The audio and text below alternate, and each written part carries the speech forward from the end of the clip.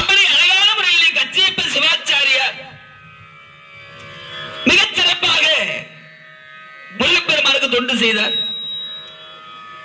அப்ப ஒரு நாள் முருகப்பெருமானுடைய புகழை பாட கந்த புராணம் எழுத சொல்லி கனவில் சொல்லுகிறார் முருகப்பெருமான். வந்து கச்சியப்பரே கந்தன் புராணம் பாடு. முருகா, நான் என்னென்ன பாடுறது? சொந்த புராணம்னா தெரியாமே தெரியும். கந்த புராணத்தை பாடணும்னா ஒரு கதை பேசுறதா இருந்தா மூச்சு விடாம பேசுவோம். ஆமா, கடவுள் கதையை கேட்கறதுனாலும் பேசுறதுனாலும் கொஞ்சம் கஷ்டம் தான். ஆமா, தேடி இடத்துல பேசணும். அதே போல கவிஞர்களுக்கு நம்ம என்ன சொல்ல போறோம்ன்றது ஆரம்பம் தான் பிரச்சனை. எங்க ஆரம்பிக்க போறோம், எங்க முடிக்க போறோம். எங்க அம்மா கூட கேட்டாங்க வரும்போது, என்ன தலைப்பு யாருக்கு தெரியும்? உட்கார்ந்ததுக்கு அப்புறம் என்ன முடிவு பண்றாரோ அதான் தலைப்பு. தலைப்பு இல்லாமல் பேசக்கூடாது, குறிக்கோள் இல்லாம வாழக்கூடாது. அதனால இங்க தலைப்பை எடுத்து தலையங்கம் எழுதுறதுதான் பிரச்சனை. அதுக்கப்புறம் உள்ள என்ன வேணாலும் பண்ணிடலாம். தெரிஞ்சா சொல்ல மாட்டேன். அப்ப தலையங்கம் என்னன்னு கேட்கிற போது முருகப்பெருமான் பார்த்த, முருகா நான் என்னன்னு பாடுவேன் அப்படின்னாரு. அப்ப முருகப்பெருமான் அடி எடுத்து கொடுக்கிறார்.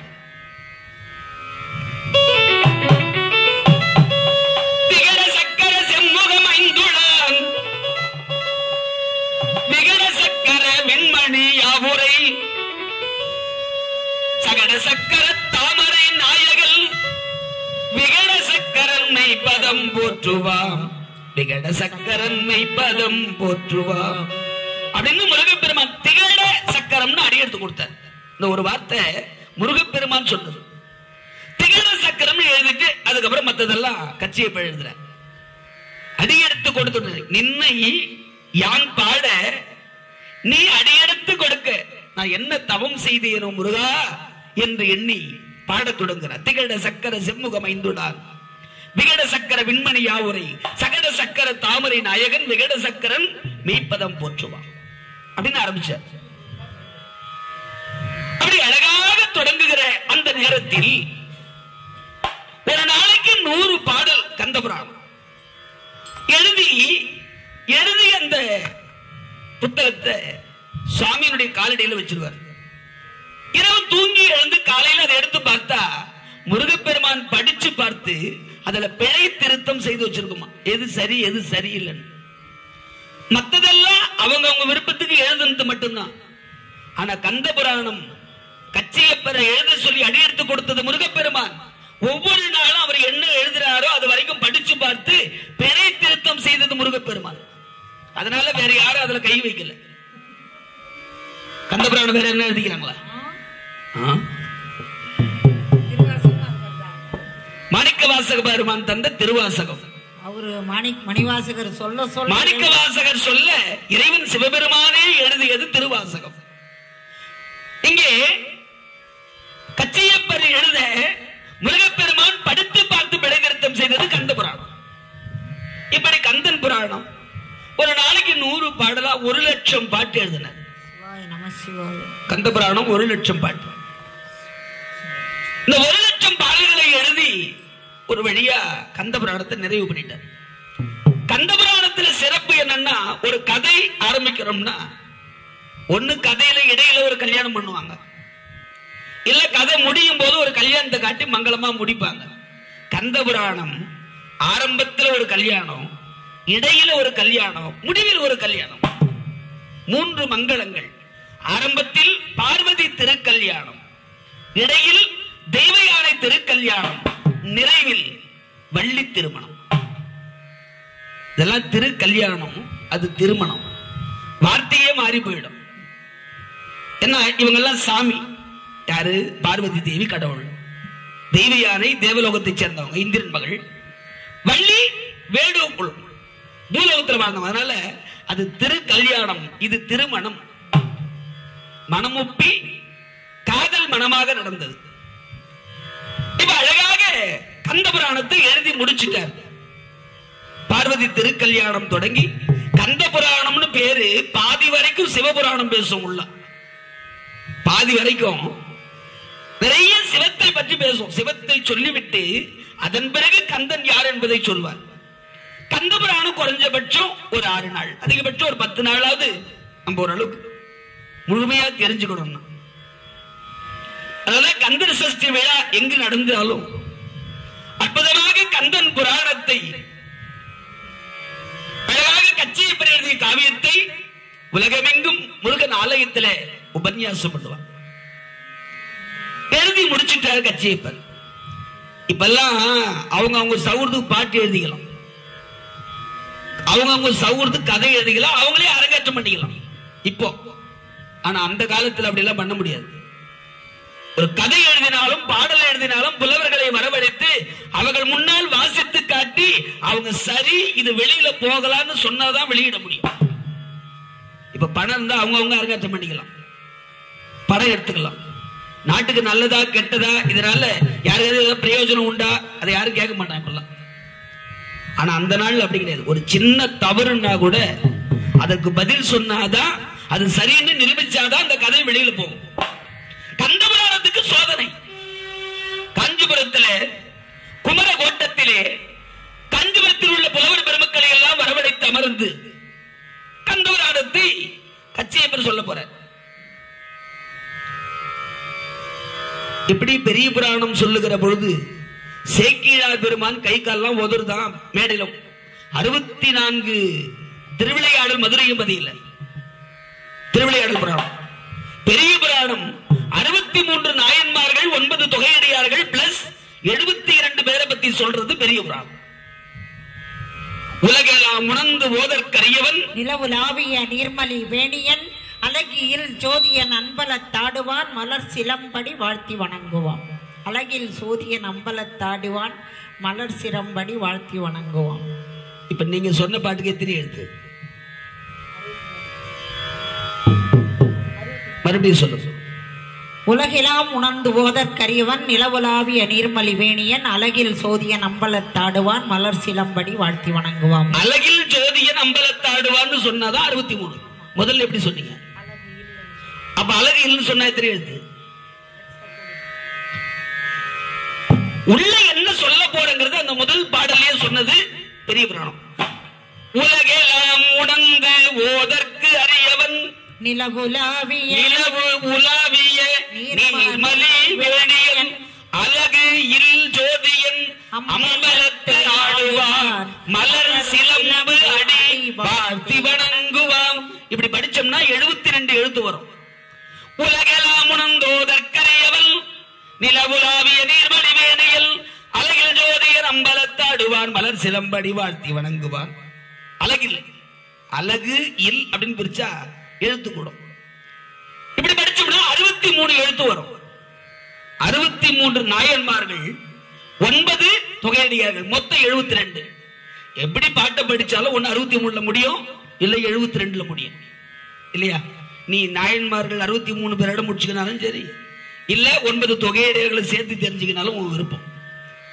இப்படி நிறைய மறைமுகமான பொருட்கள். உலகத்துல எத்தனை தெய்வங்கள் இருந்தாலும் எறும்பு கடை 84 லட்சம் ஜீவராசிகளுக்கும் ஆதாரமாக இருக்கக்கூடியது ஐம்பூதங்கள்.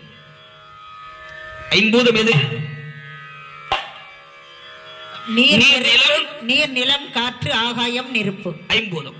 ஐம்பொறிகள் மெய், வாய், கண், மூக்கு, செவி. ஐம்பொறிகள். இந்த ஐம்பொறிகளை இயக்குவதும் பஞ்சபூதம். உலகத்தில் உள்ள எல்லா உயிர்களையும் இயக்குவதும் பஞ்சபூதம்.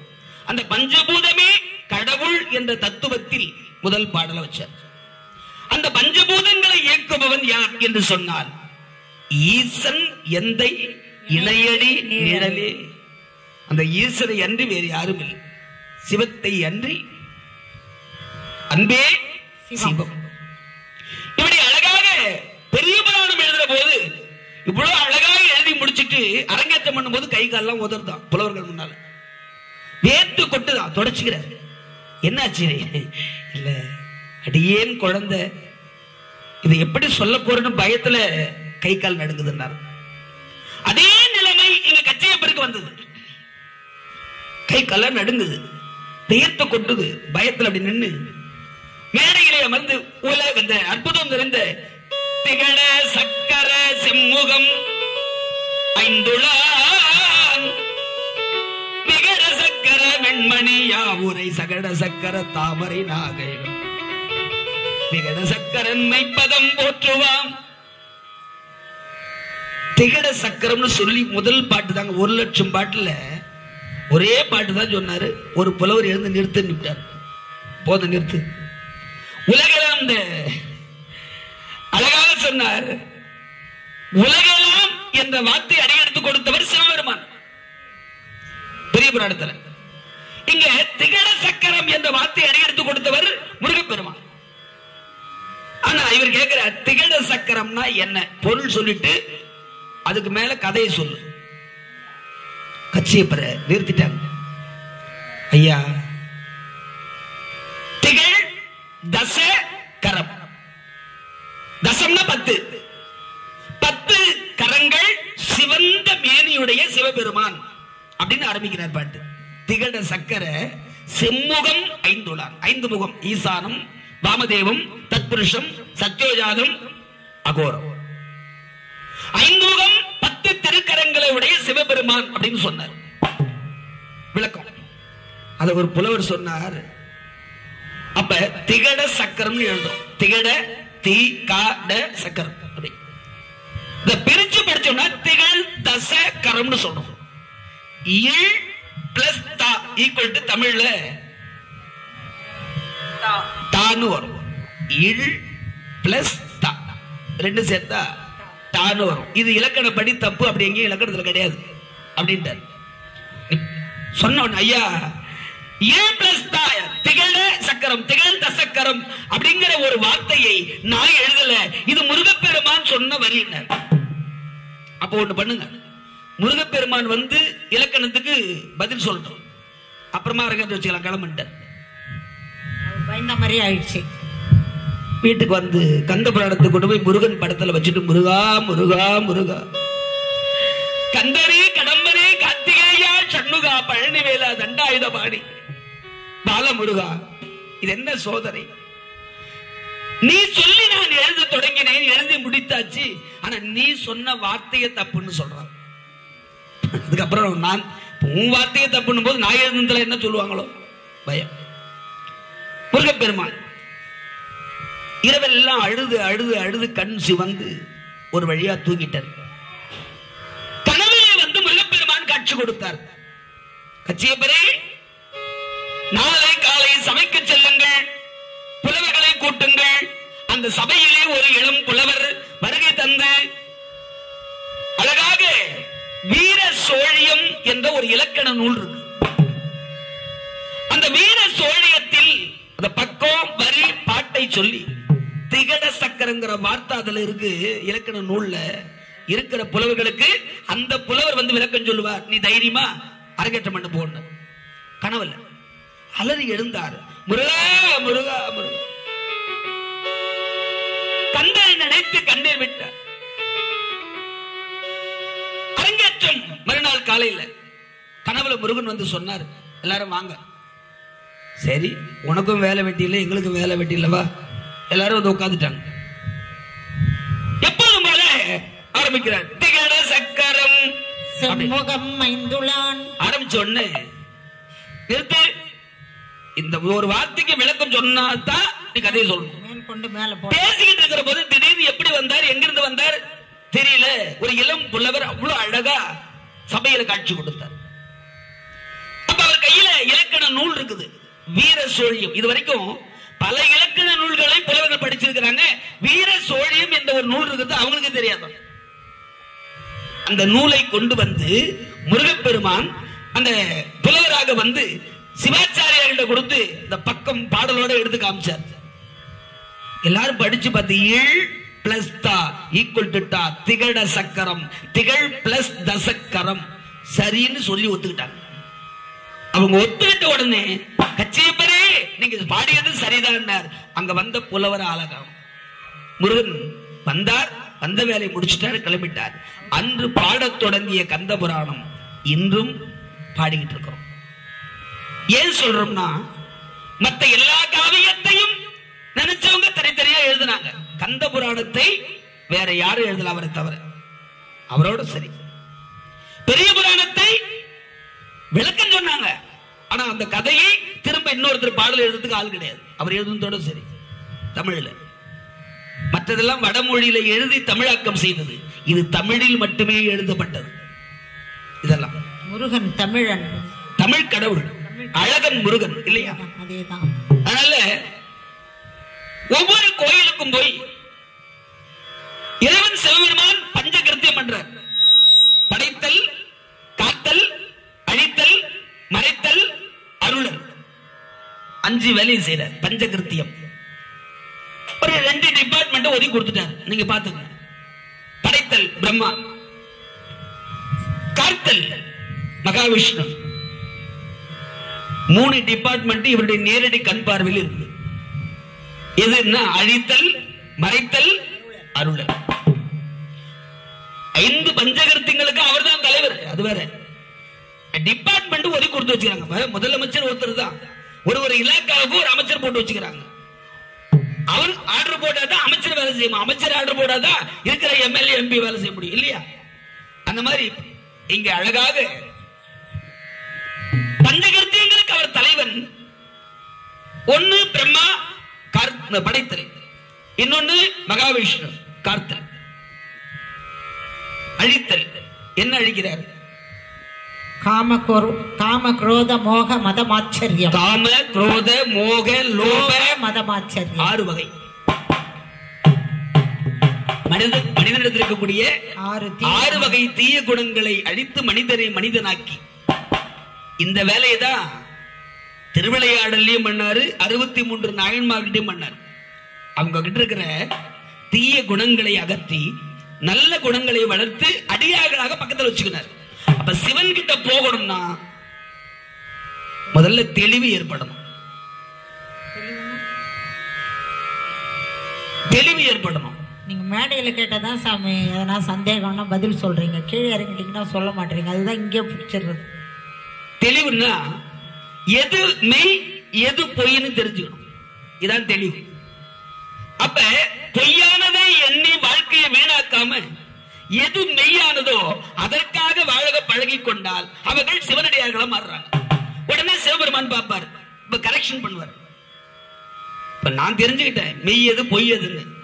அப்ப பொய் எதுன்னா உலக வாழ்க்கை, லௌகீக வாழ்க்கை. அப்படின்னா வீடு வாசல் சொத்து சுகம் மனைவி மக்கள் எக்ஸெட்ரா எது எது என்னது என்னது என்னதுன்னு வச்சுக்கிறோமோ அது பூரா பொய். எது நிலையானது என்று சொன்னால் இறைவனை அன்றி, ஏன்னா கொடுத்தது அவர் தான், எல்லாத்தையும் நம்ம கொடுத்தது அவர் தான். ஒரு நாளைக்கு எல்லாத்தையும் முடிக்க போறவரும் அவர் தான். நம்ம இந்த உலகத்துக்கு கொடுத்தவரும் அவர் தான், நம்மையும் ஒரு நாள் எடுத்துக்க போறவர் அவர் தான். நம் என்பது யாரு? நாம் என்பது யாரு? நம்ம எல்லாரும் தான்.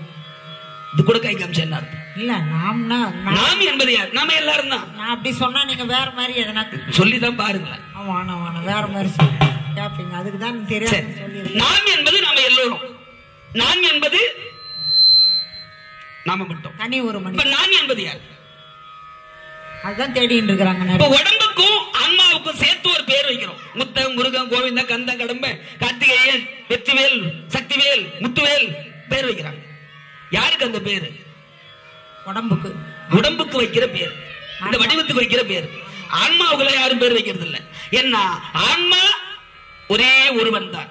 அந்த ஆன்மா உள்ளம் பெரும் கோயில், உன்னுடம்பு ஆலயம், வள்ளல் பிரானார்க்கு வாய்கோபுர வாசல், தெல்லம் தெளிந்தார்க்கு ஜீவன் சிவலிங்கம், கள்ள புலனைந்தும் காளாமணி விளக்கு. அப்ப உள்ளம் பெரும் கோயில், உன் உடம்பு ஆலயம், வள்ளல் பிரானார்க்கு வாய்கோபுர வாசல், தெல்ல தெளிந்தார்க்கு ஜீவன் சிவலிங்கம்.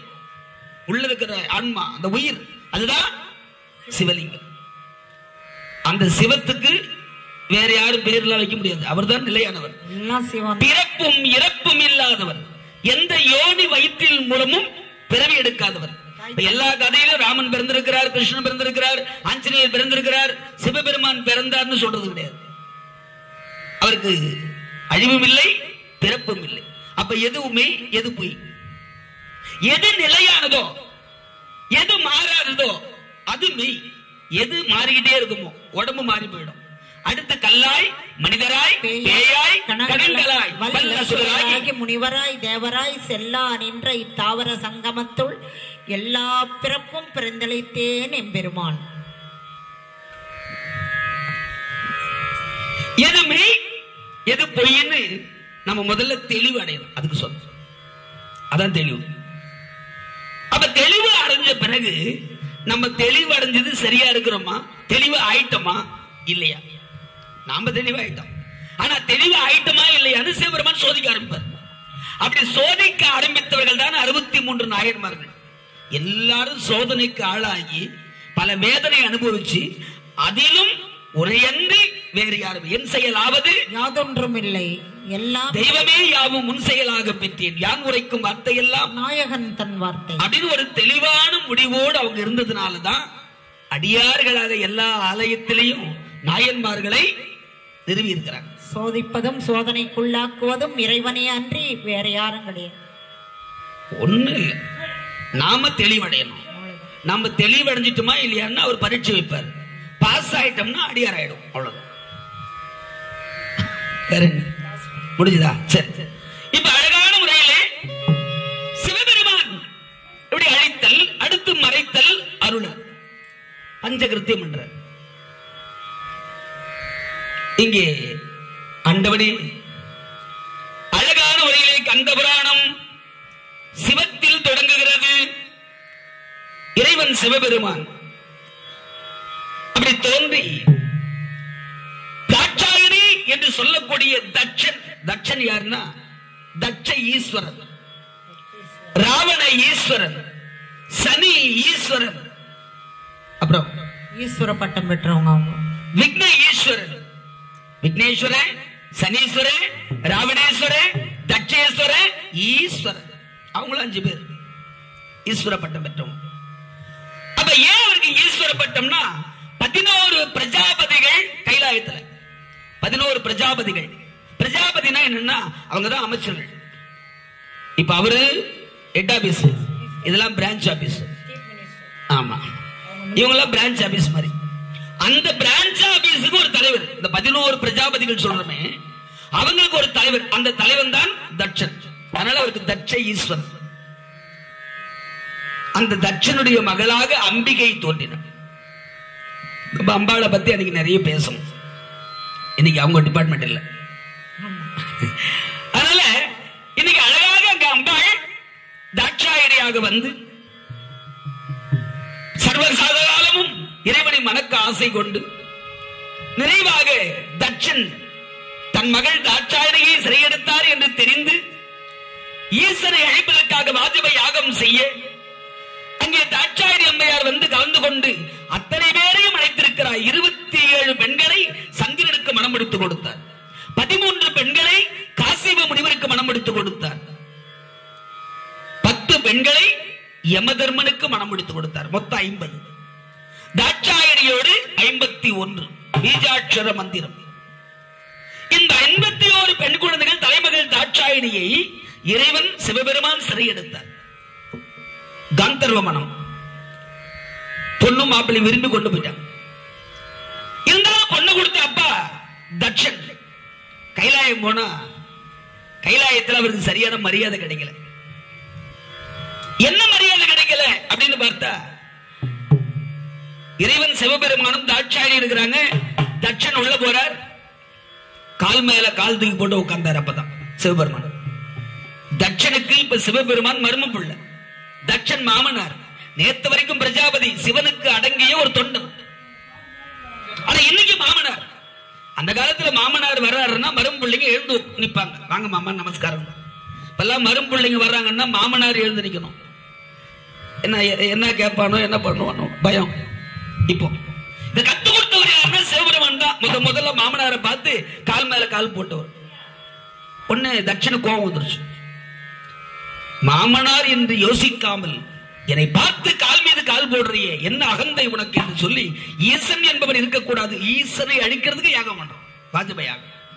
இது தவறு என்று உணர்த்திய பொழுது ஏற்க மறுத்தான். அந்த யாகத்திலே விழுந்து தாட்சாயணி உயிரை விட்டார்கள். அந்த உடம்பு எரிந்து கரிக்கத்தையாய் விழுகிறது. இறைவன் சிவபெருமான் வந்தார். எரிந்த உடம்பை தூக்கி தோளிலே வைத்துக் கொண்டு ருத்ர தாண்டவம் ஆடுகிறார் கோபத்தில். அகோர வீரபத்திரனை அனுப்பி இருக்கிற எல்லா தலையும் வெற்றான் முதல். அவர் அகோர வீரபத்திரன் வந்து தலைகளை வெட்டி தள்ளார். தட்சணையும் வெட்டினார். தட்சன் தலை போய் கடல்ல விழுந்தது. உடம்பு மட்டும் உட்கார்ந்து நெய் ஊத்திக்குது. என்ன சுவாக சொல்லி நம்ம தலையில்லாத உடம்பு முண்டம். தலையில்லாத உடம்பு தான் நாங்க முண்டம் என்ன சொல்றீங்க? யோசிக்குது. அது சொல்லும் போது மட்டும் திரும்பி சொல்றீங்க. அது என்ன தலையில்லாத உடம்பு? சரி, அதுக்குதான் முண்டம்னு பேர். அந்த முண்டம் உட்காந்துன்னு நெய் ஊத்திக்குது. இப்ப இறைவன் வந்து ஆடினார். அந்த உடம்பு 51 துண்டுகளாக பூமியில் விடுகிறது. அம்பாள் எழுந்த உடம்பு அந்த 51 துண்டுகளாக இந்த உடம்பு விழுந்த இடம் 51 சக்தி பீடங்களானது. அந்த 51 சக்தி பீடங்கள் உருவானது காரணத்தை காட்டி 51 பீஜாட்சரங்களை உருவாக்கினாங்க. இந்த 51 பீஜாட்சரத்தை தான் தகட்டில் எழுதி கோயில் கோபுரத்தில் வச்சாங்க. அதுதான் வழியே போறவங்களை கூட கையெடுத்து கும்பிட வைக்குது. அந்த மந்திரத்துக்கு, அந்த எழுத்துக்களுக்கு ஒரு வலிமை உண்டு. இப்படி என்ன ஒண்ணுன்னா, ராமாயணம் சொன்னா கொஞ்சம் கதை சொல்லலாம், பாரதம் சொன்னா நிறைய கதை விடலாம். கந்த புராணத்துல கதையே விட முடியாது, கதையே சொல்லணும் இல்லையா? ஏன்னா இதெல்லாம் தத்துவ களஞ்சியம். அதெல்லாம் பொழுதுபோக்கா கேட்கறது அறிவு களஞ்சியம். அது இது தத்துவ களஞ்சியம். அது அறிவை சொல்லுவது, இது தத்துவத்தை சொல்லுவது, இலக்கணத்தை சொல்லுவது. கந்தபுராணம் கந்தபுராணம் கேட்பதற்கும் மிகப்பெரிய புண்ணியம் பண்ணிருக்கணும். அதை அடியேன்கள் பேசுவதற்கும் பெரிய பாக்கியம் பண்ணிருக்கணும்.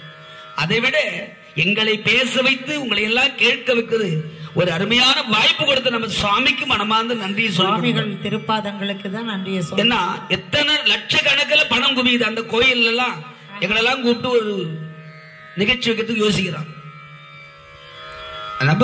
ஆகஸ்ட் 15 திருவண்ணாமலை கூட பாட போறோம் திருப்புகள் இல்லையா? 5 பேர் உட்காந்து பண்ணா கூட ஒருத்தருக்கு மட்டும்தான் சால்வு போடுவோம்.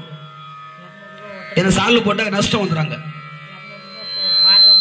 ஆமா, பாடுறவங்களுக்கு மட்டும் யார் பேர் போடுறாங்களோ அவங்களுக்கு 200 ரூபாய், கூட போறவங்களுக்கு நீங்க தான் முதல் வைக்கணும். இந்த வருஷம் திருத்தணி அப்படிதான் ராத்திரி 1 மணிக்கு பாடுவோம். அங்க அந்த சால்வு கூட கிடைக்காது. காரணம் என்ன தெரியுமா? காரணம் என்ன தெரியுமா? அங்கெல்லாம் நம்ம சுவாமி வாரியார் சுவாமிகள் உட்கார்ந்த இடம். அந்த இடத்துல 10 நிமிஷம் நம்ம உட்காரணும்ன்றதுதான் முக்கியமே தவிர அவங்க கொடுக்கிற பணம் இல்லை. அதை அவங்க சரியா பயன்படுத்திக்கிறாங்க. நம்ம ஏன் வீணாக்குவான இல்லையா? ஆனா இங்க நம்ம சுவாமி எவ்வளவு பொருள் செலவு செய்து அழகழகா சுவாமி அலங்காரம் பண்ணி அற்புதமா அபிஷேகம் பண்ணி இந்த நிகழ்ச்சி அவர் எப்பவுமே சொல்றதுதான். யாரு கேட்கிறாங்களோ இல்லையா, நீ பாட்டுல சொல்லிட்டு சுவாமி கேட்பாரு. அதிர்வலைகள் அப்படின்னு பேரு. எப்படி ஒரு யாக பூமியிலே யாக சாலையில உட்கார்ந்து ஒரு ஐயர் மந்திரம் சொல்ற போது அந்த மந்திர ஒலி, பேசுற வார்த்தை, அந்த ஒலி நூலின் மூலமாக தண்ணீருக்குள் சென்று தண்ணீரின் மூலமாக தர்பையிலே போய் தர்பையிலிருந்து கலசத்துக்கு போய் கலசத்திலிருந்து மீண்டும் நீருக்கு வந்து நெருப்புக்கு வந்து அம்பாளுக்கு போய் சேருதோ அந்த மாதிரி இந்த ஒலிகள் இங்க ஒலிக்க ஒலிக்க அவர் புகழை பாட பாட இறைவன் மனமகிழ்வார். அவர் மகிழும், அவர் சந்தோஷப்படும். அதுக்குதான் சுவாமி இந்த நிகழ்ச்சி இப்படி அழகா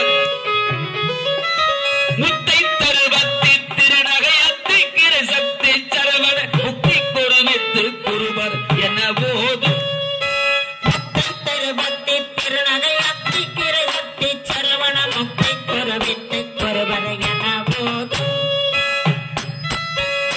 முக்கட்பரமர்க்கு சுருதியில் முற்பட்டது கற்பி திருவர் 30 முவர்க்க தமரர் அடிப்பேன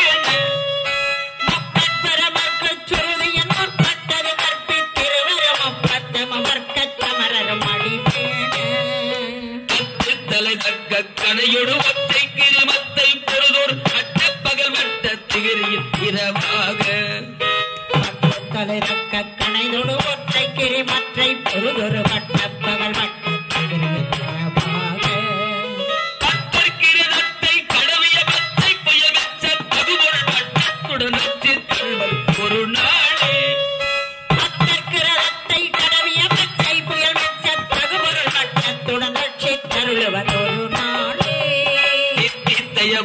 பரிபுரணித்த பதமைத்து பைரவி திக்கொட்கனடிக்கழுகுழுதாள் தித்தையவத்த பரிபுரணித்த பதமைத்து பைரவி திக்கொட்கனடிக்கழுகுழுதாள் திக்கப்பரியத்த பைரவர் தொக்கு தொகு தொக்கு தொகு தொகு சித்திரப்பவுடைக்கு திகழக என போது திக்கப்பரியத்த பைரவர் தொக்கு தொகு தொக்கு தொகு தொகு சித்திரப்பவுடைக்கு திகழக என போது பறை கொட்ட களமிசை குக்கு குகு குக்கு குகு குத்தி புதை குக்கு பிடியன புது பூகை பறை கொட்ட களமிசை குக்கு குகு குக்கு குகு குத்தி புதை குக்கு பிடியன பூகை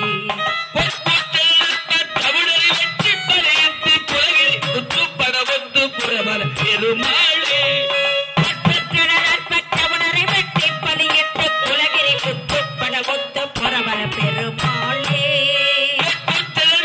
தமிழரை வெற்றி பறையிட்டு குலகிரி குத்துப்பட ஒத்து புறவர பெருமாளே பெருமாளே பெருமாளே வெற்றிவேல் முருகனுக்கு வீரவேல் முருகனுக்கு ஞானவேல் முருகனுக்கு ஆலமுருகப் பெருமானுக்கு சுப்பிரமணிய சுவாமிக்கு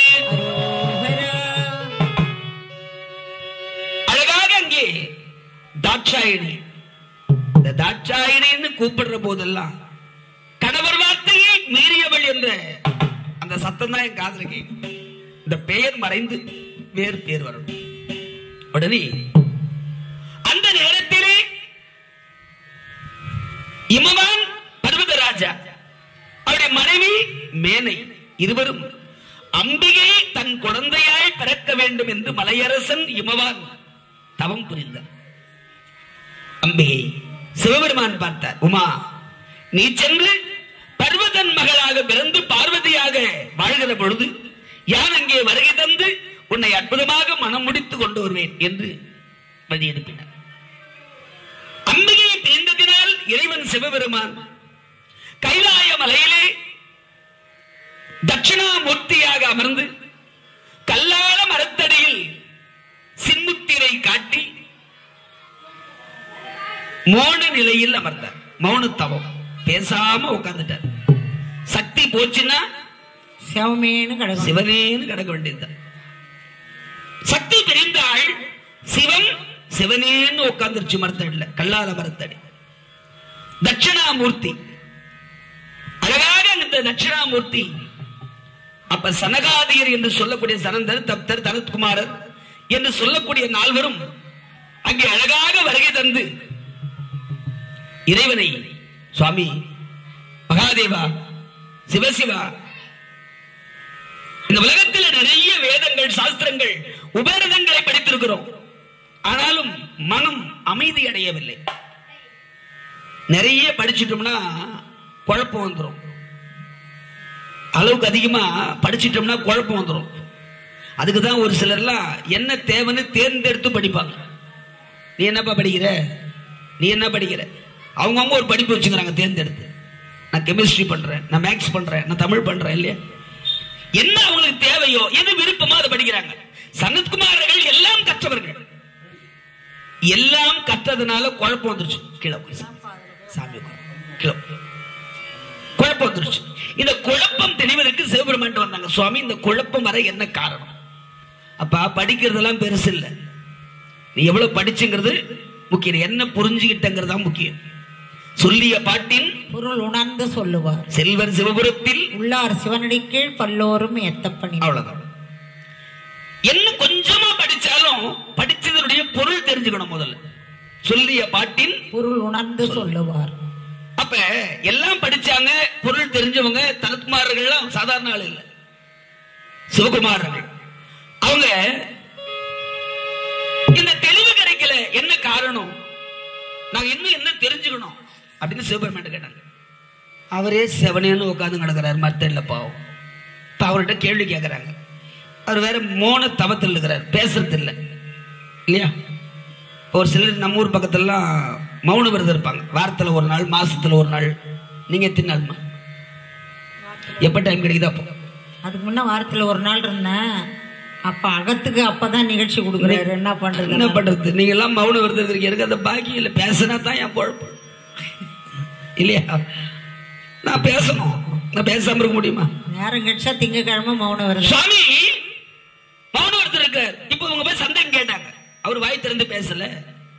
ஆனாலும் பேசாமல் அவங்க கேட்ட கேள்வியை அவர்களுக்கு உணர்த்தினார். கேட்கறது வேற, படிக்கிறது வேற, உணர்தல் வேற. உணர்த்தினார். எப்படின்னா அவர் தான் முத்திரை காட்டினார். சின்முத்திரை. சத்து சித்து ஆனந்தம், சச்சிதானந்தம். அப்போ இந்த உலகத்திலே ஒரு மனிதனுடைய கருத்தில் இருக்கக்கூடிய கட்டை விரல் இறைவன், ஆள்காட்டி விரல் மனம். இந்த மனமாகிய ஆள்காட்டி விரல் இறைவனாகிய கட்டை விரலோடு போய் சேரணும். அப்படின்னா மனம் இறைவனோடு சேரணும்னா ஒரு 3 பேரை விட்டு நம்ம பிரியணும் அவசியம். ஆணவம், கர்மம், மாயை. நடுவிரல் ஆணவம், சூரபதுமன். மோதிர விரல் கர்மம். அவர் யாரு? தாரகாசூரன். சுண்டு விரல் மாயை. அவர்தான் சுண்டு விரல் தான் மாயை. அவர் தான் தாரகாசூரன். அப்ப மோதிர விரல் சிங்கமுகாசுரன். ஆணவம், கண்மம், மாயை. அப்ப சூரபதுமன், சிங்கமுகன், தாரகாசுரன். அதனால்தான் மாயை அழிந்தால் முதல்ல மாயை. மாயை என்பது என்ன? இப்ப நம்ம சொன்னதுதான். வீடு வாசல் சொத்து சுகம் இதெல்லாம் நமக்கு வேணும்னு சேர்த்து வைக்கிறோமோ அதெல்லாம் மாயை. அப்ப அந்த மாயை எதனால் ஒரு மனுஷனுக்கு வருது? மனிதன் போன பிறவியில் செய்த கர்மத்தினால் வருது. கர்மம் எதனால வந்தது அப்படின்னா தான் என்ற ஆணவத்தினால் வந்த கர்மம். இது எல்லாத்துக்கும் எட்டாபேசி எதுன்னா சுண்டு விரல் சின்னதா இருக்கும். ஆனா தான் எல்லாத்துக்கும் காரணமே மாயை தான். எல்லாத்துக்கும் இது இல்லையா? அந்த மாயை ஒழிந்தால் கர்மம் ஒழியும். கர்மமும் மாயையும் ஒழிந்தால் ஆணவன்றது ஒண்ணு இல்லவே இல்லை. தானா இல்லாம போயிடும். அதனால்தான் முருகப்பெருமான் மாயை ஆகிய தாரகாசுரனும் முதல்ல கொண்டார் இல்லையா? அதுக்கப்புறம் சிங்கமுகாசுரன். தாரகாசுரன் அழிந்தவுடன், அவன் அழிஞ்ச உடனே மாயை அற்று போச்சு. மாயை போன உடனே அறிவு வேலை செய்யுது. அப்ப கர்மம் சொல்லுதான், வேணாம், இந்த அகம்பாவத்தினாலதான் நாங்கெல்லாம் அழிஞ்சோம், அகம்பாவம் வேண்டான்னு சிங்கமுகன் சூரபதமனுக்கு புத்தி சொல்றாரு. ஆனா சூரபதமன் ஏத்துக்கல, ஆணவம் ஏத்துக்கல. அப்படின்னா ஆணவம் இன்னும் ஒழியலன்னு அர்த்தம். கர்மம் சொல்லுது மாயை ஒழிஞ்சதுனால ஏதோ வாழ்ந்த காலத்துல சின்ன வயசுல அப்படி இப்படி இருந்திருப்போம், ஒரு தெளிவுக்கு வந்துட்டோம் இப்போ இல்லையா? தெளிவுக்கு வந்ததுக்கு அப்புறம் யார் என்ன சொன்னாலும் இந்த மனம் இறைவனை தவிர வேற யாரையும் ஏற்காது. அப்போ சிங்கமுகன் முருகப்பெருமானுடைய பெருமையை உணர்ந்து கொண்டதுனால அவரா அங்க போய் சொன்ன கேட்கல, நான் என்ன பண்ண போறேன், போய் சண்டை போடுறேன், இருக்கிறதோ ஒழிஞ்சு போறதோ அவர் விட்டவர். அங்க போய் சண்டை போடுறார், கர்மமும் ஒழிந்து போச்சு.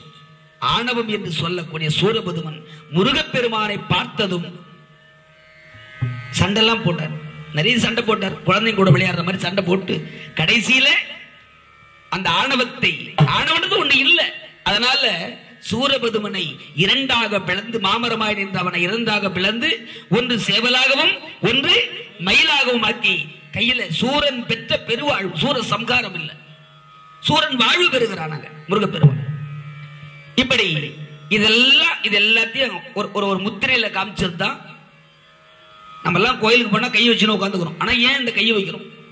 அப்ப இந்த 3 பேர் என்னை விட்டு பிரியணும்னு கேட்கிறோம். ஆணவம், கர்மம், மாயை பிரிந்தால் மனம் செம்மையடையும். இந்த மனம் இறைவனோடு தானா போய் ஒட்டிக்கும். அவ்வளவுதான் சின்முத்திரை. இத காட்டின உடனே சுவாமி பேசாம ஏதோ விரல் காட்டுறாரு, என்னவா இருக்குன்னு மனம் நினைக்குது. எங்க ஐயா பாட்டு பாடணும்னு வந்தாரு, முத்தை தரு பத்தி திரு பாடணும்னு வந்தார். நான் பாடணும்னு அதுக்குதான் வந்தேன், பாடணும்னு ஆசைப்பட்டார். மனம் என்ன நினைக்குதுன்னு தெரியணும் இல்லையா? மனம் நினைக்கிறத எது காட்டி கொடுக்கும் தெரியுமா? நம்ம கண்ணு இல்லையா? மனசுல என்ன நினைக்குதுன்னு கண்ணு காட்டி கொடுக்கும். அதுக்குதான் மொச பிடிக்கிறவன மூஞ்ச பார்த்தா தெரியும் பழமொழி சொல்லுவான். இங்க அழகா எதுக்கு சொல்றோம்னா, இவங்க அவர்கள் மனதில் என்ன நினைத்தார்களோ அதை மனதில் வாய் திறந்து பேசாம சுவாமி மனசுல நினைக்கிறார். அவர்களுக்கு அந்த சின்முத்திரை ஞானமாக உணர்த்துகிறது. உணர்ந்தார்கள், தெளிவு பெற்றார்கள். 4 பேரும் போயிட்டாங்க. ஆனா சாமி மட்டும் மரத்தில் உட்கார்ந்து கிடக்கிறார். அங்கே சூரபதுமன், சிங்கமுகன், தாரகாசுரன் தேவர்களை சிறைபிடித்தார்கள், அட்டழியம் செய்தார்கள். அத்தனை தேவர்கள், வான் சுமந்த தேவர்கள் மீன் கொடை சுமந்தார்கள். வருணன் வீதி விளக்குகிறான், வாயு பன்னீர் தெளிக்கிறார், அக்னி அடுப்பிருக்கிறார், வருணன் மழை பெய்கிறார். குபேர எச்சில் தாம்பலம் ஏந்திராராம் சூரபதுமனுக்கு. குபேர எல்லாரும் அடிமையாயிட்டாங்க. இந்திரன் மட்டும் தப்பி விட்டான். தேவர்கள் தலைவர் தப்பிச்சிட்டார். தொண்டர்கள் எல்லாம் மாட்டிக்கிறாங்க. இதாங்க உண்மை. எப்பவுமே தலைவர்கள் எல்லாம் சேஃபா இருப்பாங்க. அடிபடுறோம் வதப்படுறோம் பூரா தொண்டர்கள் தான். எந்த தலைவனா அடிபடுறான்னு சொல்லு. கந்தபுராணம் கேளுங்க, உணர்ந்து கேளுங்க, படிங்க, உணருங்க. நல்ல விஷயங்கள்லாம் புத்தி வரும். தீ குளிக்கிறவன் எல்லாமே சீடர் தானே. எங்களுக்கு என்ன தலைவர் தான். எங்க தலைவர் ஜெயிக்கலன்னா நான் தீ குளிச்சிருவேன். குளிக்கிறானுங்க. ஆனா தலைவர் காரணம் என்னன்னா தொண்டர்கள் அழிவார்கள், தலைவர்கள் சேஃபா இருப்பாங்க. அதுல நிறைய கதைகள். சரி, இப்ப அழகான முறையில் பார்த்தார்கள். தலைவன் தேவேந்திரன் 33 கோடி தேவர்களுக்கு தலைவர். அவர் தப்பிச்சிட்டார். தேவர்கள் எல்லாம் சரி பண்ணிட்டார். அப்ப என்ன பண்ணார் சூரபதுமன்னா, தலைவனுடைய பிள்ளை ஜெயந்தனை கொண்டாந்து சிறையில் அடிச்சுட்டான். பிள்ளை தெரியும் வருவில்ல, நீயா வருவில்ல, பிள்ளையே போனா கூட நான் வரலன்னு உட்காந்துட்டான். வரவில்லை. பலகாலம் ஜெயந்தன் சிறையில் அகப்பட்டு துடிக்கிறான். தேவர்கள் எல்லாம் ஒரு நாள் கைலாயத்திலே சென்று சிவசிவா ஹரஹரா மகாதேவா மகாதேவா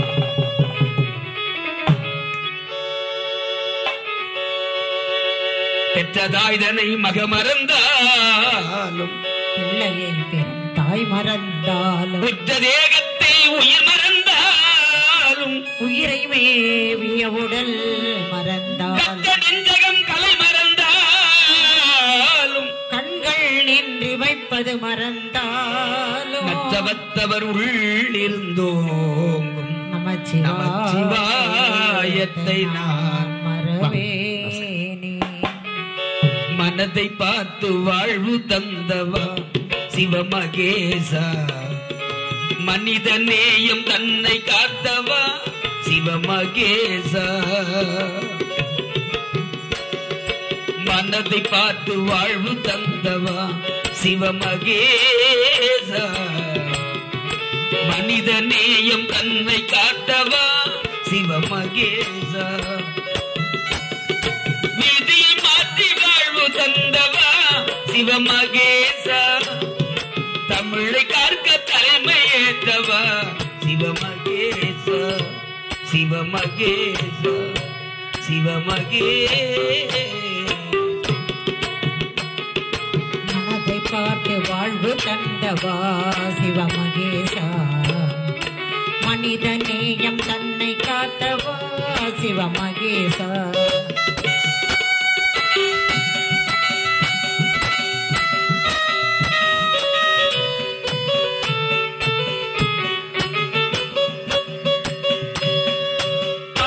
தந்ததும் தமிழ் நூலை தந்ததும் தோலை நீங்கவே சுகவேலை தந்ததும் பாலை தந்துமே புது பாடல் பெற்றதும் பாலை தந்துமே புது பாடல் பெற்றதும் அது பழைய செய்தியோ இங்கு இல்லை நீதியோ. மனதை பார்த்து வாழ்வு தந்தவா சிவமகேசா, மனித நேயம் தன்னை காத்தவா சிவமகேசா.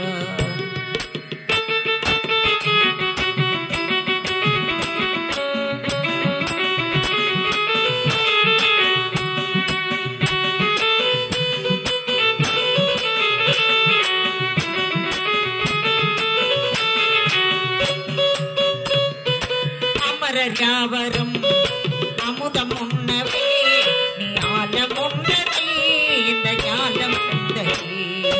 சமரில் ஊரனை சாய்க்க வைத்தனை, சமரில் ஊரனை சாய்க்க வைத்தனை, விழிக்கணலில் ஈந்தவாயும் கால காலனே. மனதை பார்த்து வாழ்வு தந்தவா சிவமகேசா, மனிதநேயம் தன்னை காத்தவா சிவமகேசா.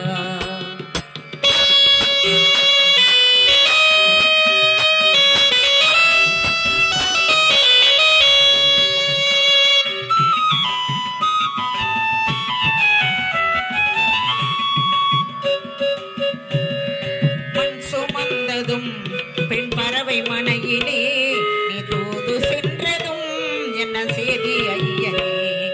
மண் சுமந்ததும் பெண் பறவை மனையிலே நீ தூது சென்றதும் என்ன செய்தி ஐயனே. கண்கலங்குதே உன் கருணை நினைக்கவே, கண்கலங்குதே உன் கருணை நினைக்கவே, எம் காசிநாதனே விஸ்வநாத ஈசனே, மனதை பார்த்து வாழ்வு தந்தவா சிவமகேசா. மனிதநேயம் தன்னை காத்தவா சிவமகேசா. சிவமகேசா சிவமகேசா.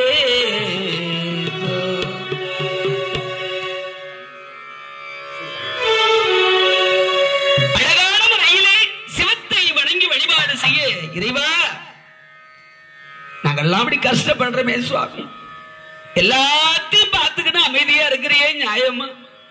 நம்ம கூட கேட்போம், கடவுளே நான் ஏகப்பட்ட கடன் வாங்கிட்டு கஷ்டப்படுறேன்னு கொஞ்சம் கண்ணு திறந்து பார்க்க கூடாது?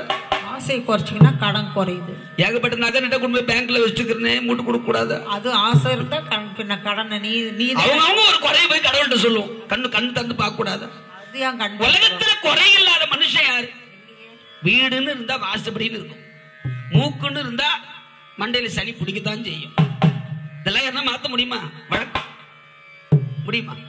ஆசையே அழிவு. ஒருத்தர் அப்படித்தான் எடுத்து போனான், சாமி ஏகப்பட்ட குறை சாமி எனக்கு.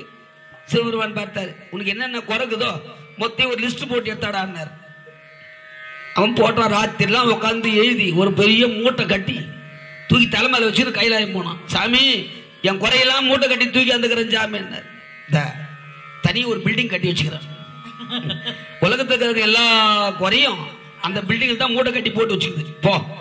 போய் அங்க வச்சுட்டு எது சின்னதாகுதோ அதை எடுத்துப்போ, கொஞ்சம் குறை தீரும் இல்லையா? அவன் உள்ள போய் பார்த்தா இருக்கிற மூட்டையிலே இவன் தாங்க சின்னதாகுது, அங்க இருக்கிறதுல பெரிய பெரிய மூட்டையாகுது. சாமி இருக்கிறதுல பெரிய மூட்டையாகுது, அப்ப உன் மூட்டையை எடுத்துன்னு போப்பான் இல்லையா? குறை என்று சொன்னால் வாழ்க்கையில எல்லாம் குறைதான். குறையை கூட நிறையாக்கிக் கொள்வது மனிதனுடைய அழகு. குறையை கூட ஒருத்தரை பார்க்கிறோம், அவங்களை தப்பாவும் நினைக்கலாம், அவங்க தப்பே செய்தாலும் அதையும் சரி செய்து அவர்களை வாழ வைத்து நிறையாக்கிக் கொள்ளலாம். மனமது செம்மையானால் மந்திரம் ஜெபிக்க உள்ளத்தால் பொய்யாதொழியின் உலகத்தார் உள்ளத்துள் எல்லாம் உலர்.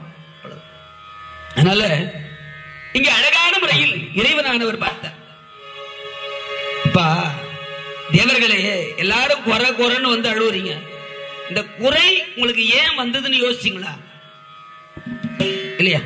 எங்க அம்மா சொன்ன கதை, குறைக்கு காரணம், அவஸ்தைக்கு காரணம், துன்பத்துக்கு காரணம், எல்லாத்துக்கும் ஒரே ஆசை. ஆசைதான் எல்லாத்துக்கும் ஒரே காரணம், ஆசை. ஆசையை துறந்தால் எல்லாம் அமைதி கிடைக்கும். என்ன பண்றது? ஒரு கார் வாங்கினா இன்னும் கொஞ்சம் பெரிய கார் வாங்கலாமான்னு தோணுது, ஒரு கீபோர்டு வாங்கினா இன்னும் கொஞ்சம் பெருசா வாங்கலாமான்னு, ஒரு ஸ்டாண்டு வாங்கினா இன்னொரு ஸ்டாண்டு வாங்கணும்னு தோணும். எல்லாமே வாங்கிட்டா பிளைட் வாங்கலாம்னு தோணும். அப்ப சொன்ன மாதிரி இல்லையா? ஆசையை துறந்துட்டா நம்ம கடவுள் ஆயிடும். ஆசை இருக்கின்ற வரையில் நீ மனிதன், ஆசையை துறந்து விட்டால் தெய்வம். அவ்வளவுதான். அதுக்காக சொல்லுவாங்க. அப்போ நீங்க அவஸ்தைப்படுறதுக்கு என்ன காரணம்னா, என்னை அழைக்காமல் யாகம் செய்தான் தட்சன். என்னை மதிக்காத தட்சன் யாகத்தில் நீங்க 33 கோடி பேர் போய் கலந்துக்கிட்டீங்க. அன்னைக்கு கடவுளே நாங்க போட்டோமா வேணாவான்னு கேட்டீங்களா? கூப்பிட்டா போதுன்னு போயிட்டீங்கல்ல. எங்க யாரு வரணும், யாரு கூட நம்ம போனா மரியாதை கிடைக்குன்னு தெரிஞ்சு போகணும் இல்லையா? எங்க போனா நமக்கு மரியாதை கிடைக்காது அங்க போகாம நின்று போடணுமே தவிர, அங்க போனதுக்கு அப்புறம் என்ன கூப்பிடல, எனக்கு மரியாதை கொடுக்கல, எனக்கு சீட்டு போடலன்னு கேட்க கூடாது. போனா நமக்கு மரியாதை கிடைக்குமா, சீட்டு போடுவாங்களான்னு தெரிஞ்சுக்கின்னு போகணும் இல்லையா? அப்போ உங்களை கூப்பிட்டாங்க, உங்களுக்கு சீட்டு போட்டாங்க, மரியாதை கொடுத்தாங்க, மாலை போட்டாங்கன்னு தலைவன் வந்தானான்னு கவனிக்கல. நீங்க கடவுளுக்கு மரியாதை இல்லாத இடத்துல நம்ம போலாமா? கடவுளை எவன் ஒருத்தன் அவமரியாதை செய்வானோ அவன் பக்கத்துல நம்ம நிக்கலாமா? கோயிலுக்கு கோயிலுக்கு போன தப்பு, கோயில்ல கடவுளை கும்பிட்டா தப்பு, ஆச்சாரம் பண்ணா தப்பு, அனுஷ்டானம் பண்ணா தப்பு. இவன் பக்கத்துல நின்னா நமக்கு மரியாதை கிடைக்குமா? ஒருத்த மேடையில் ஏறி பேசணும், கடவுள் இல்லை, கடவுளை வணங்குபவன் முட்டாள் அப்படின்னா. நல்ல ஒரு ஃபுல்லா குடிச்சுட்டு ஒருத்தர் எதிரில் உட்கார்ந்தார், செம்ம போதை.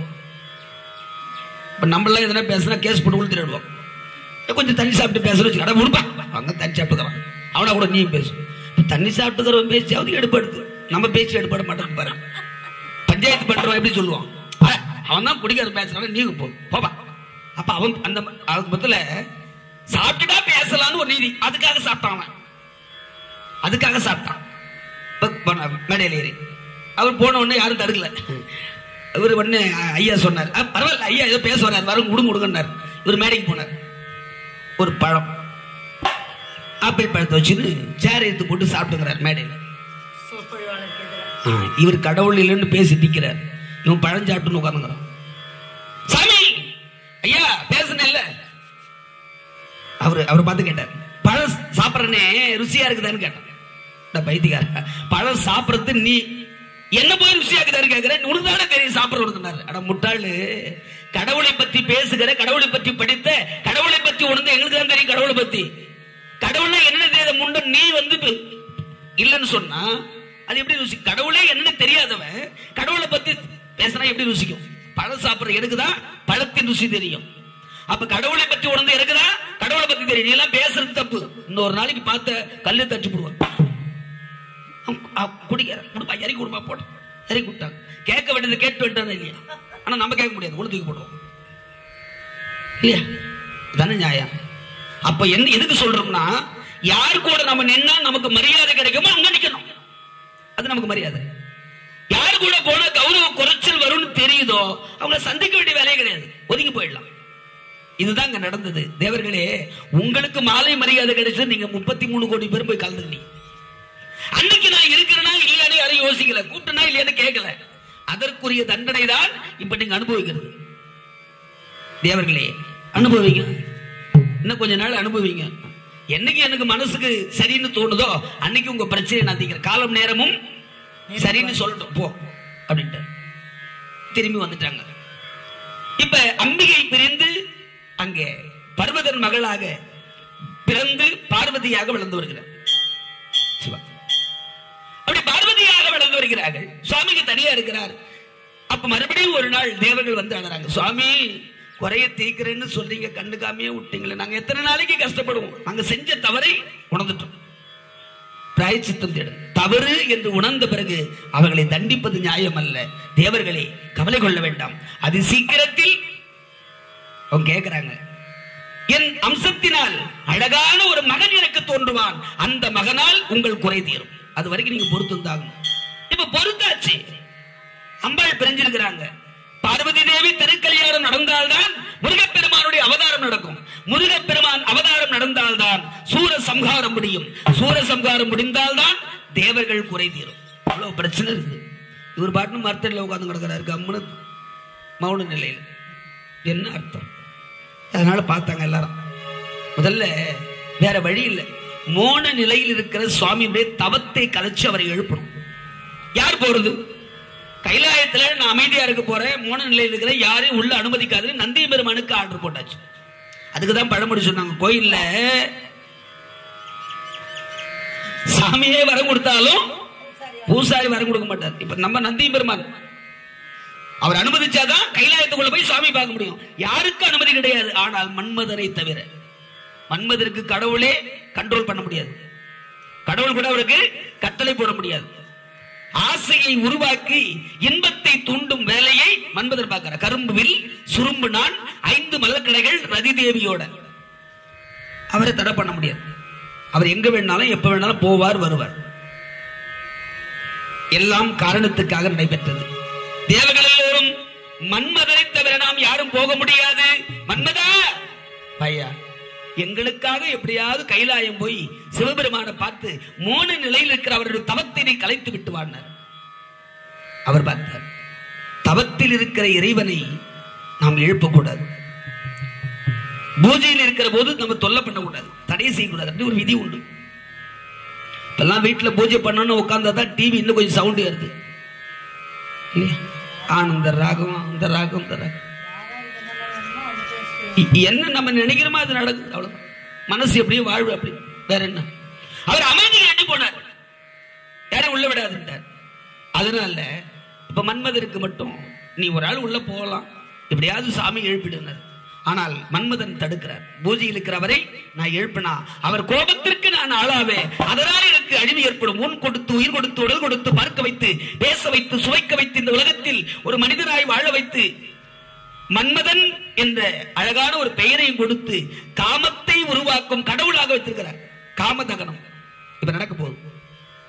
நான் போக மாட்டேன். கேட்டதும் உதவி செய்வது முதல் நிலை, பலமுறை கேட்ட பின் உதவி செய்வது இடைநிலை, பலமுறை கேட்ட பின்னும் செய்யறேன்னு சொல்லிட்டு ஏமாத்துறது இழிநிலை.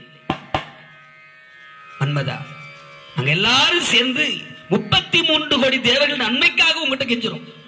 நீ என்னடா மறுத்து பேசுற? அப்ப உன்னுடைய ஒருவன் சுயநலத்தை தான் பாக்குறிய தவிர பல பேருடைய வாழ்க்கையை பார்க்கல. உடனே இந்திரன், என்ன அவருக்கு தான் பிரச்சனை அதிகம், அவங்க பிள்ளை தான் உள்ளத்துக்கு போட்டு வச்சுக்குது. இந்திரனுக்கு கோபம் வந்துச்சு. மன்மதா, நீ மட்டும் போகவில்லையானால் என் சாபத்திற்கு ஆளவாய் மிரட்டுற. இருங்க, கோபப்படாது. எப்படி நீங்க விட போறது இல்ல. இங்க இருந்தா நீங்க சாபம் கொடுத்து என்ன ஓசிடுவீங்க, அங்க போனா சுவாமி கோபத்தினால என்ன பண்ண போறாருன்னு தெரியாது. அதனால எது நடந்தாலும் இறைவன் கையால எனக்கு நடக்கட்டும், அழிவே நடந்தாலும் அவன் கையால நடக்கட்டும். நீங்கள்லாம் சாபம் கொடுத்து உங்களால எனக்கு ஒரு ஆபத்து வந்தா என் பேரு கெட்டுப்படும். அதனால தவறே நடந்தாலும் அழிவே ஏற்பட்டாலும் இறைவனால் நடக்கட்டும், நான் போறேன். நல்லது, கிளம்பு. அப்புறம் அதிதேவி, சுவாமி உங்களை தனியா விட முடியாது, நானும் கூட வரேன். ரதி, கைலாய மலையிலே மேல பெண்கள் போக முடியாது, மகான்கள், சித்தர்கள், சிவ கணங்கள் வாழக்கூடிய இடம். காமத்தை வென்றவர்கள் கைலாயம் போகலாம், அங்க காமத்திற்கு இடம் கிடையாது. அதனால ரதிதேவி நம்ம கடமையை செய்யறதுக்கு அங்க போல, தேவர்களுக்காக இறைவனை மோன நிலையிலிருந்து எழுப்புறதுக்கு போற வேண்டாண்டார். இல்லையே சுவாமி, மலை அடிவாரம் வரைக்குமாவது நான் வர்றேன். நல்லது. இருவரும் புறப்பட்டாங்க, போனாங்க கைலாயம். ஐந்தெடுத்தானவரே எனக்கு அருள கூடாதா, நெஞ்சில் உன்னை நினைத்தால் வல்வினை நெறிந்து ஓடாதா, ஈசா நெறிந்து ஓடாதா.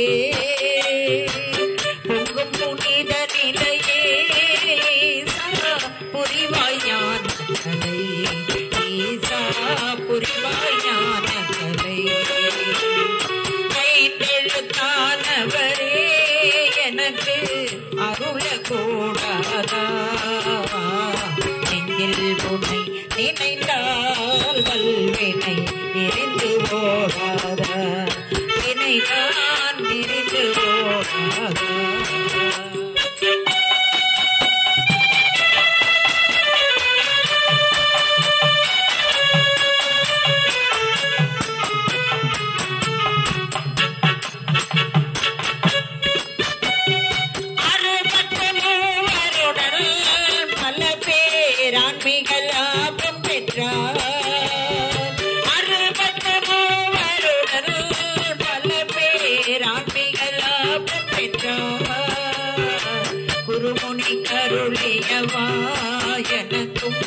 அருள கூடாதா ஈசா அருள கூடாதா ஐந்தெழுத்தானவரே எனக்கு அருள கூடாதா நெஞ்சில் உன்னை நினைத்தால் வல்வினை நெறிந்து ஓடாதா நினைத்தால் நெறிந்து ஓடாதா ஈசா நெறிந்து ஓடாதா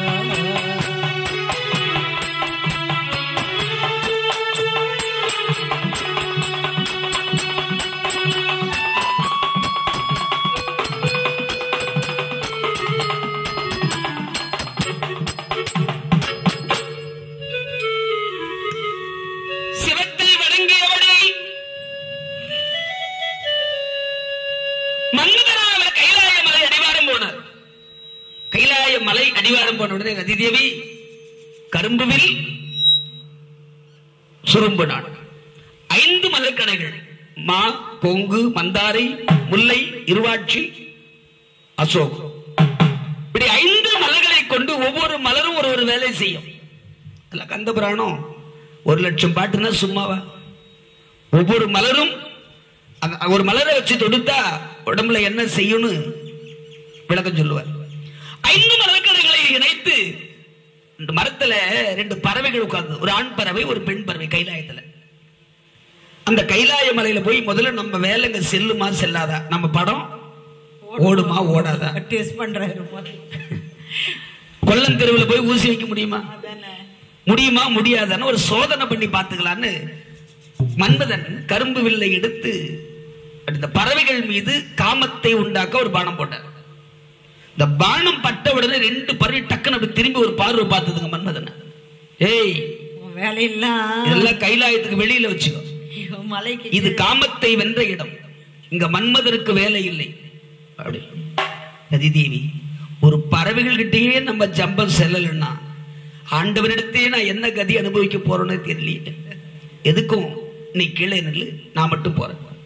இல்லை சுவாமி, கைலாய மலைக்கு வந்து வெளியில் நிற்கிறேன், உள்ள நிற்க மலையை கைலாயத்தை நெருங்கியாச்சு. வெளியில் நிற்கிறாங்க அந்த அம்மா. மன்மதன் உள்ள போனார். கை கால் நடுங்குது, பயத்துல வேர்த்து குட்டுது. பானம் தொடுத்து ஆசையை உண்டாக்கி பார்வதி கல்யாணத்தை நடத்தணும். இப்போ காதல் ஆசை வந்தா தானே கல்யாணம் பண்ணிக்குவான். அப்போ இவரு நேரா நின்னு பானம் போட்டு சுவாமி கோபத்துல கண்ணு திறந்து பார்த்து நம்ம எதிரில் நின்னா டக்குன்னு சாபம் கொடுத்துருவார். நம்ம எதுக்கும் கொஞ்சம் ஜாக்கிரதையா பின்னால போய் நிக்கலான்னு சுவாமி நிக்கிறார். அந்த கல்லால மரத்துக்கு பின்னாடி போய் மறைஞ்சிருந்து பானம் போட்டார் மன்மதன். மறைஞ்சிருந்து பானம் போட்டது ராமன் மட்டும் இல்ல, அவர் நேருக்கு நேரா நின்னாரு, மார்பிள் அம்பு போட்டார். இவர் பின்னாடி போய் நின்று முதுகுல போடுறார். பானம் போடுறது தப்பு இல்லை, ஆனா பின்னாடி இருந்து ஒருவரை அழிக்க கூடாது, பானம் போடக்கூடாது, இது தர்மத்துக்கு புறம்பானது. இறைவன் தவத்தை கலைக்கு போனது முதல் தப்பு. 2வது பின்னாடி போய் நின்றது அதை விட தப்பு. ஆண்டவனுக்கு ஆசையை தூண்ட யாரு நமக்கு இந்த வேலையை கொடுத்தாரோ, யாரு இந்த பாக்கியத்தை நமக்கு கொடுத்தாரோ அவனே சோதிக்கலாமா? கற்றுக் கொடுத்த வாத்தியார்கிட்ட வேலை காட்டலாமா? மரத்திலே கூறுபாச்சாதான் எல்லாம் தீட்டின மரத்துல என்ன கத்தி தீட்டுறாங்கன்னா எந்த மரத்து வேர்ல தீட்டுறாங்களோ அந்த மரத்தையும் அவர் கொந்தி பார்ப்பான் இல்லையா? அதுக்குன்னு அதை வெட்டி பார்க்கறதுக்கு இன்னொரு மரத்துக்கா போக முடியும்? அதனால எந்த மாணவனா இருந்தாலும் முதல்ல கொஞ்சம் குருவை சோதிப்பான். குரு எல்லாம் மாணவரை சோதிக்கிறது இல்லை. இப்போ எல்லாம் மாணவர்கள் தான் குருவை சோதிக்கிறாங்க. சரி, போய் நின்றுட்டார், பானம் போடுறார். மன்மத பானம் தொடுத்த உடனே இறைவன் பார்த்தார். மன்மதன் ஆசையை தொண்டு விட்டான், பானம் போட்டாச்சு. அதனால டக்குனு கோபத்துல கண்ணு திறந்தா அவன் எரிஞ்சு போயிடுவானேன்னு கண்ணு அக்னி நெற்றிக்கடி திறந்தா அவன் எரிஞ்சு போயிடுவான்னு பின்னாடி திரும்பி அவனுக்கு ஆபத்து வரக்கூடாதுன்னு கண்ணை திறந்தான். அவரு ஆபத்து வரக்கூடாதுன்னு திறக்கல, அவரு பின்னால் நிக்கிறது இவருக்கு தெரியாதா? அவன் எது நடக்கூடாதுன்னு பின்னாடி போய் நின்னானோ அதெல்லாம் நாங்க நம்ப மாட்டோம். அவரை நிக்க வச்சதே அவரு தான். இல்லம்மா, நேரா டக்குனு கண்ணு திறந்தா அவன் எரிஞ்சு போடுவான். பானம் போடுறவன அவன் பின்னால் நிக்கிறது சாமிக்கு தெரியுமா? தெரியாது. அவனுக்கு அழிவு வரக்கூடாதுன்னு பின்னாடி திரும்பி கண்ணு திறந்தான். எப்படி பாரு, அங்க நிக்கிறது கடவுளுக்கு தெரியாதா? கடவுள் மேல தப்பு இல்லை. நீ எதுல நின்னுதா கூட ஒருவேளை கருணை வந்திருக்கலாம், அப்படி வேணா சொல்லிருக்கலாம். அதுக்குதான் சொன்னேன். எதுல நின்னா எரிஞ்சு விடுவானேன்னு சாமி பின்னாடி திரும்பி கண்ணை திறந்தார். அவன் போராத காலம் எதுக்கு சொல்றோம்னா, எது நடக்க வேண்டும் என்று இறைவன் முடிவெடுத்தாரோ அது நடக்கும். நம்ம எது நடக்கணும் நடக்கூடாது நம்ம முடிவெடுக்கிறத விட முடிவு கடவுள் கையில சிவா. அதனால நம்ம பாட்டுக்கு செய்யற வேலையை செய்வோம். எது சரி எது தப்புங்கிறத அவர் நல்லது செய்தால் நன்மை நடக்கும், தீயது செய்தால் என்ன விதைத்தோமோ அது விளையும். கண்டிப்பா அவ்வளவுதான். அங்கே அதுக்கு சொல்றது, விதைக்கிறது நல்ல விதையா போடுங்க, விளையிறதும் நல்லதா விளையும். எண்ணுவது நல்லதா எண்ணுங்க, நடக்கிறது நல்லதா நடக்கும். இங்கே அழகான முறையில் இறைவன் சாம்பலாகி விட்டார். ஓடி வந்து ரதிதேவி கணவனை வாரி அணைத்து அழக்கூட உருவம் கிடையாது, சாம்பலா போச்சு. இறைவா மகாதேவா சிவசிவா வில்லால் முப்புறம் எரித்த மூலம் கொல்லாது போல் உனை கொன்றனரோ என் கணவா,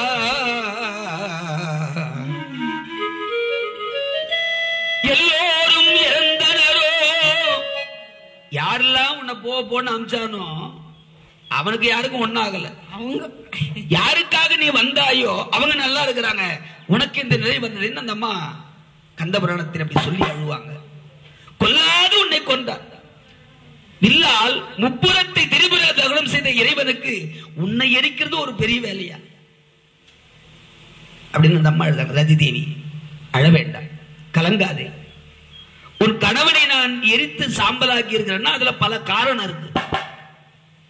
காரணம் இல்லாமல் காரியம் இல்லை.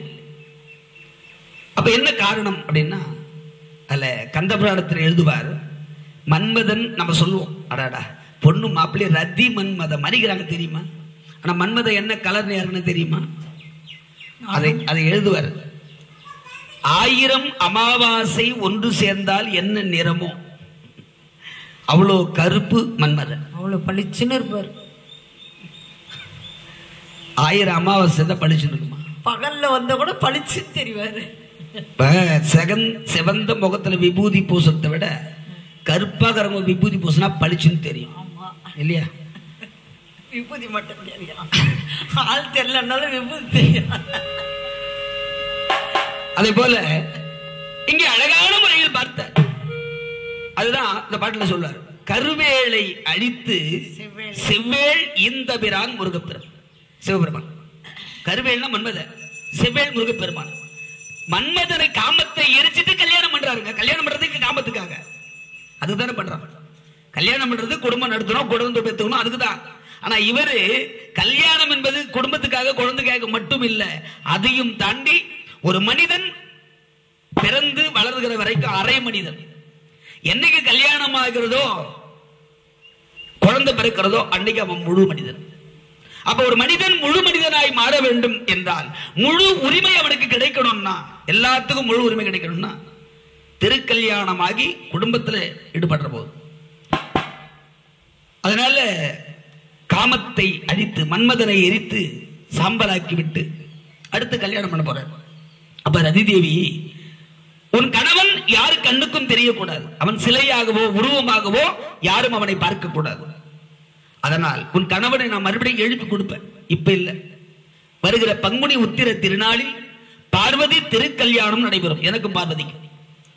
அப்ப உன் கணவனை நான் உயிரோடு எழுப்பி கொடுப்பேன், உருவமாக அல்ல அருவமாக. உன் கண்ணுக்கு மட்டும் தெரிவார், மற்றவர் யாரும் அவனை பார்க்க முடியாது, அவனோடு நீ மகிழ்ந்து வாழலாம் என்று சொல்லு. அண்ணா உள்ளே நல்லா இருக்குதானா, அது போட்டுக்கிட்டே நல்லது.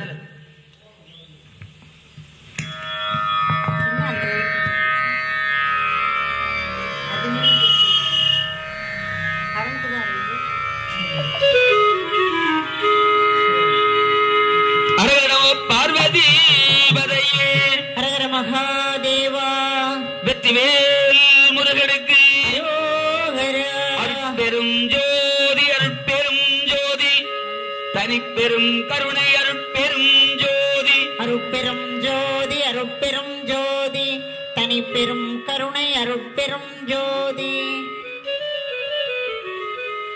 ரதி தேவி இடத்தில் சொன்ன பொழுது ரதி தேவி அற்புதமாக உன் கணவரை நான் எழுப்பி கொடுக்கிறேன், எப்பொழுதும் போல நீங்கள் மகிழ்ந்து வாழலாம், உங்க கடமையை செய்யலாம், உன் கணவன் உன் கண்ணுக்கு மட்டும் தெரியும், காமத்தை உணர முடியும், கண்ணால் யாரும் பார்க்க முடியாது.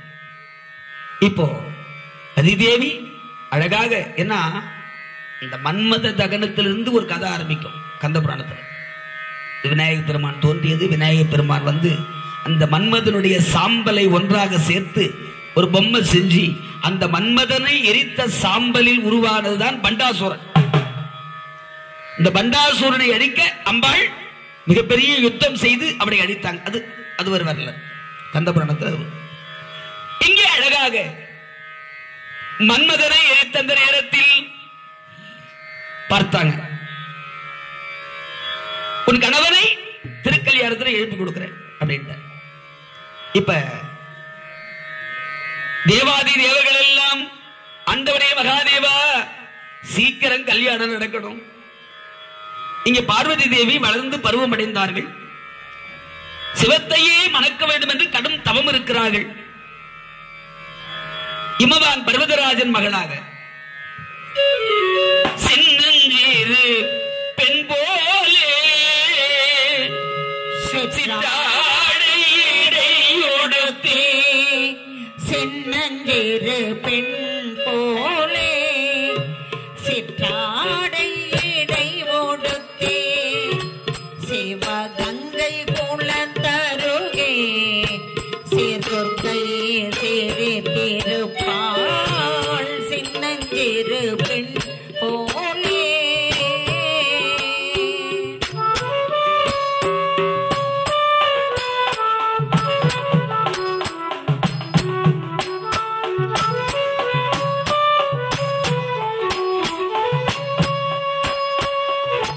பெண்ணவளின் கண்ணழகை பேசி முடியாது, பெண்ணவளின் கண்ணழகை பேசி முடியாது, பேரழகு கீடாக வேறொன்றும் கிடையாது சின்னஞ்சிறு பெண் போலே.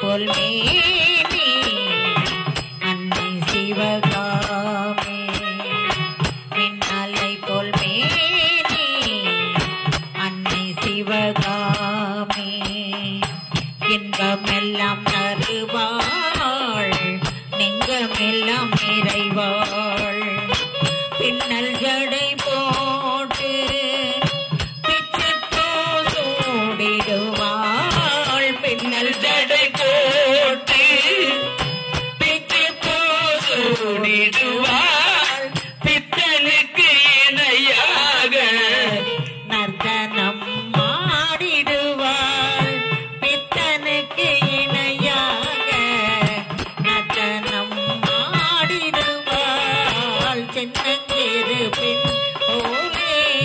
சித்தாடை உடுத்தி சிவகங்கை குளத்தருகே சேர்ந்தோர்கை சிறு திருப்பாள் சின்னஞ்சிறு பெண் போலே.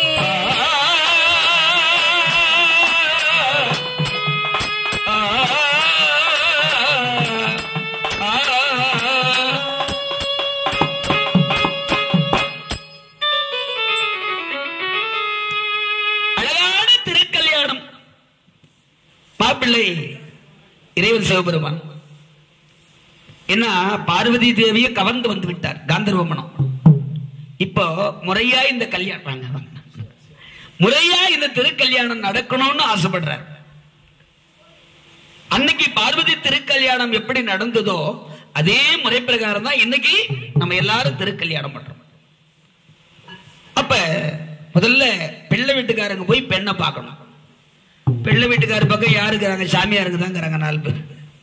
எல்லாம் காவி ருத்ராட்சம் விபூதி சிவகணங்கள். அப்ப இறைவன் பார்த்தார்.